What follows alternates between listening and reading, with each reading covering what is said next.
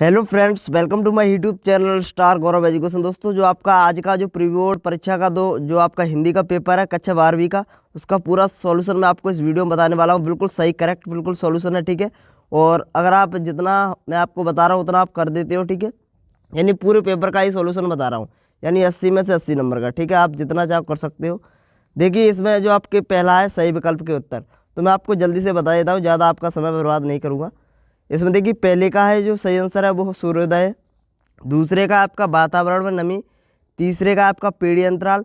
और चौथा है क्या बोलते हैं, विज्ञान के क्षेत्र में काम कर रही भारत की संस्था है। तो इसका करेक्ट आंसर हो जाएगा 5, ठीक है। अगला है आपका बिल्कुल करेक्ट आंसर है ये, ठीक है, कोई गलत आंसर नहीं है। और यह इसका भरत मुनि हो जाएगा, ठीक है।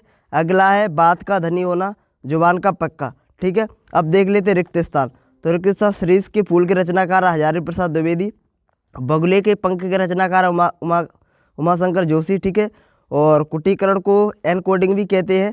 आनंदा की पाठशाला डॉट डॉट से लगती है 11 बजे से, ठीक है। और राम मेहनत करता है साधारण वाक्य है। गद्य पद से मिश्रित काव्य चंपू काव्य कहलाता है, ओके। और आधुनिक काल के जनक माने जाते हैं भारतेंद्र हरिश्चंद्र, ओके।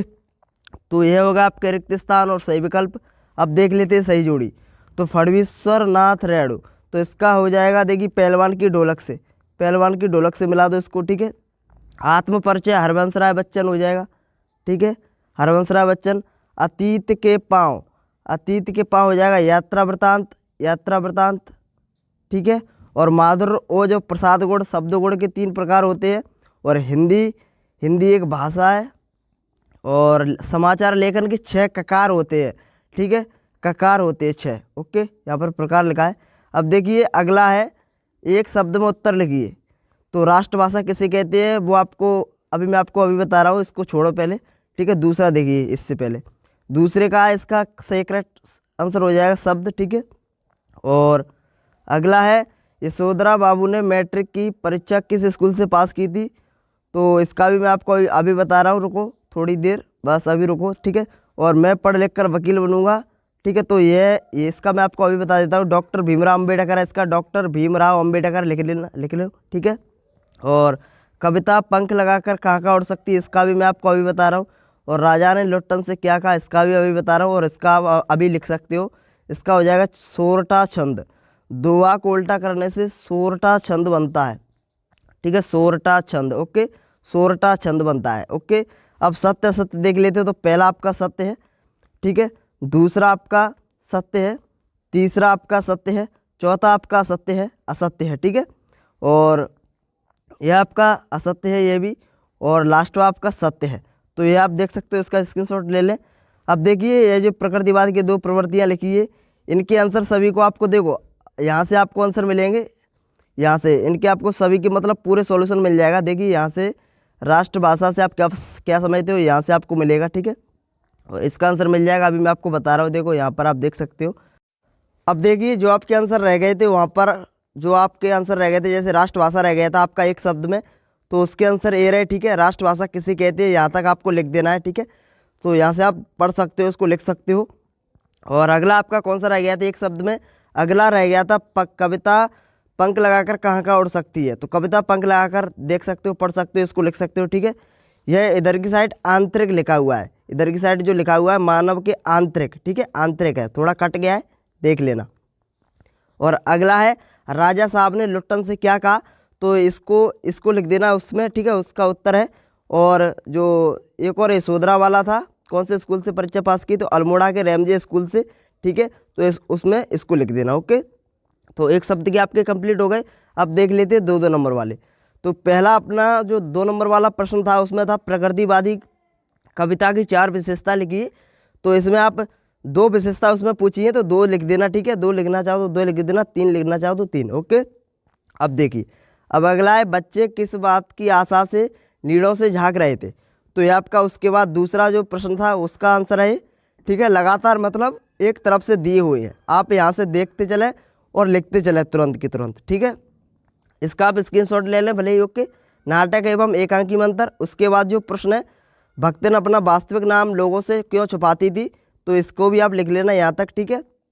अगला देख लेते हैं, जूझ कहानी के आधार पर बताइए कि लेखक की माँ ने लेखक की पाठशाला जाने में क्या सहायता की। ठीक है, तो इसको भी लिख लेना, जो अगला प्रश्न है वो है। और इसके बाद जो अगला प्रश्न है, बिंब क्या है, बिंब का, उसमें बिंब का आशय पूछा है। तो मतलब जो बिंब वाला प्रश्न है वो आपको यह पूरा लिखना है। ठीक है, बिंब का अर्थ वगैरह सब कुछ यही है। ठीक है, तो आपको यह लिख देना है। और अगला आप देख सकते हो, अगला है, उसमें पूछा था कि अविदा, अविदा जो है उसको समझाइए, अविदा की परिभाषा दीजिए और उसका एक उदाहरण लिख दीजिए। तो यहाँ से आप लिख देना उसको, अविदा की परिभाषा हो जाएगी यहाँ तक और उसका उदाहरण हो जाएगा यह है। ठीक है, श्याम का अर्थ काला। ओके, तो यहाँ तक लिख देना है यहाँ से। और अगला देख लेते हैं, अगला था आपका सवैया छंद। तो सवैया छंद में आपको देखो यह डेफिनेशन लिखनी है, सवैया छंद की यहाँ से लेके यहाँ तक की डेफिनेशन लिखनी है। ओके, और ये वाला आपको उदाहरण लिख देना है। ओके, ठीक है, ध्यान रहना है, सवैया छंद की यहाँ तक आपको डेफिनेशन लिखनी है।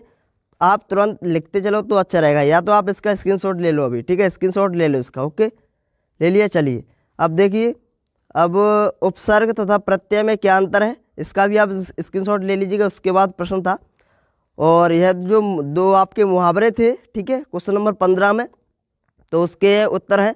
तो देख लें, इसको आप इसी प्रकार लिख लेना। ठीक है, एक था अपना अपना उल्लू सीधा करना, यानी अपनी मतलब सिद्ध करना। ठीक है, और एक खाक छानना, यानी व्यर्थ मारे मारे फिरना। तो यह दो मतलब थे मुहावरे। और अगला है अपना रघुवीर सहाय। तो रघुवीर सहाय का मतलब आपसे पूछा गया था। ठीक है, कवि परिचय।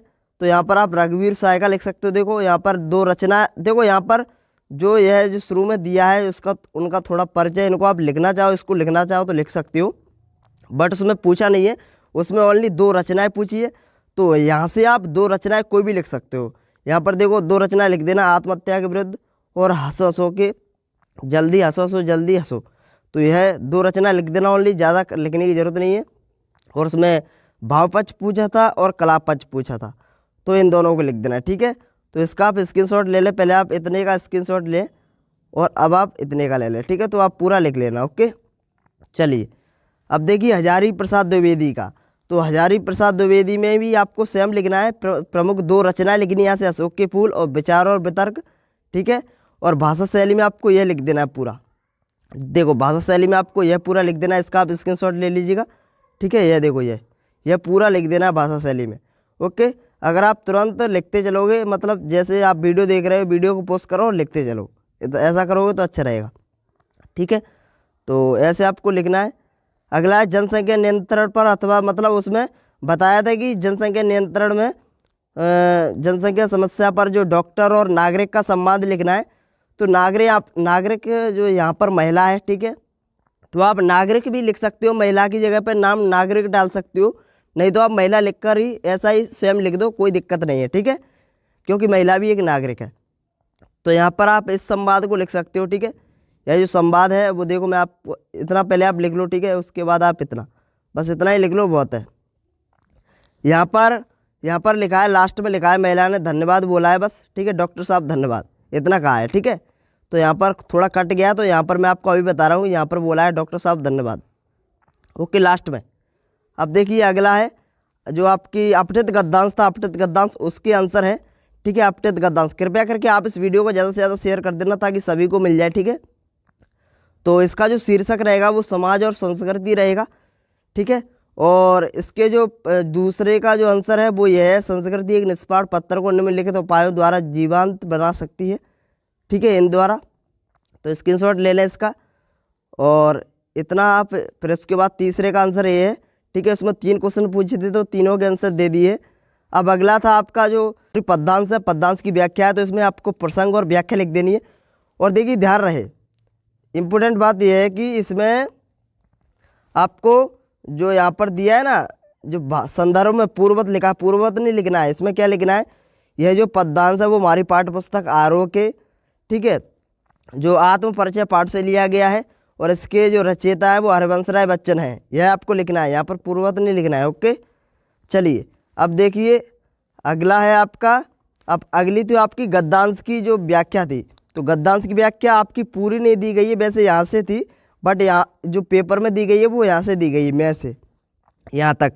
ठीक है, तो आपको यहाँ संदर्भ में पूर्ववत नहीं लिखना है, जो इस पर मतलब यह किससे लिया गया है, प्रस्तुत गद्यांश हमारी पाठ्य पुस्तक आरोह के, ठीक है, संस्मरणात्मक रेखा चित्र, जो इसका मतलब पाठ का नाम है अभी मैं आपको बता देता हूँ, भक्तिन से लिया गया है। ठीक है, इसकी लेखिका महादेवी वर्मा है। तो ये जो पद्यांश है वो हमारी पाठ्य पुस्तक आरोह के भक्तिन पाठ से लिया गया है। इसके रचयिता कौन है? महादेवी वर्मा है। ठीक है, तो इतना आपको लिख देना है। देखिए मैं आपको बता देता हूँ कैसे लिखना है आपको ये। ठीक है, इसमें थोड़ा आपको समझना होगा। इसमें संदर्भ में तो आपको यही लिख देना है, प्रसंग में आपको यही लिख देना है, व्याख्या में आपको देखो व्याख्या आपको यहाँ से लिखनी है, यहाँ से लेखिका से। व्याख्या आपको लेखिका से लिखनी है। लेखिका सोचती रहती है, ठीक है, सोचती रहती थी, क्योंकि यहाँ से पूछा गया है ना कि पीछे से। ठीक है, तो यहाँ से आपको लिखना है। तो लेखिका से आपको लिखना है, मैंने टिक लगा दिया है, यहाँ से लिखते चले आओ यहाँ तक। ठीक है, और प्रसंग में मैंने आपको बता दिया, संदर्भ में मैंने आपको बता दिया क्या लिखना है। चलिए ठीक है, तो इसमें इतना लिखना है। और जो आपका यह निबंध है कोविड-19 का, वो आप यह लिख सकते हो। और यह उसमें आपका एक लेटर भी था, तो लेटर मैं आपको अभी बता रहा हूँ, रुक जाओ। ठीक है, इसके बाद मैं आपको लेटर बता रहा हूँ, तो आप उसको देख लो। तो जो आपका लेटर आया था, वो जो लेटर का आपका जो सॉल्यूशन है वो ये है। ठीक है, इसको आपको लिख देना है। यहाँ पर आप देख सकते हो ध्वनि विस्तारक यंत्रों पर रोक लगाने के लिए यह जो प्रतिबंध है, लेटर है सॉरी, तो यहाँ पर आप इसको ही लिखना है। ओके, यहाँ पर आप देख सकते हो इतना आपको लिखना है, यहाँ से लेके यहाँ तक, ओके, भवदी तक। और दोस्तों मैं आपको बता दूं, इस वीडियो को आप ज़्यादा से ज़्यादा शेयर कर दें, ताकि जितने भी स्टूडेंट्स हैं वो सभी को इसका सॉल्यूशन मिल जाए हिंदी के पेपर का। तो धन्यवाद दोस्तों, टेक केयर, बाय बाय। और चैनल पर अगर आप नए हो तो प्लीज़ चैनल को सब्सक्राइब कर लें, क्योंकि यहाँ पर आपको इंग्लिश का भी जो आपका नेक्स्ट पेपर है उसका भी सॉल्यूशन दे दिया जाएगा। तो धन्यवाद दोस्तों, टेक केयर, बाय बाय।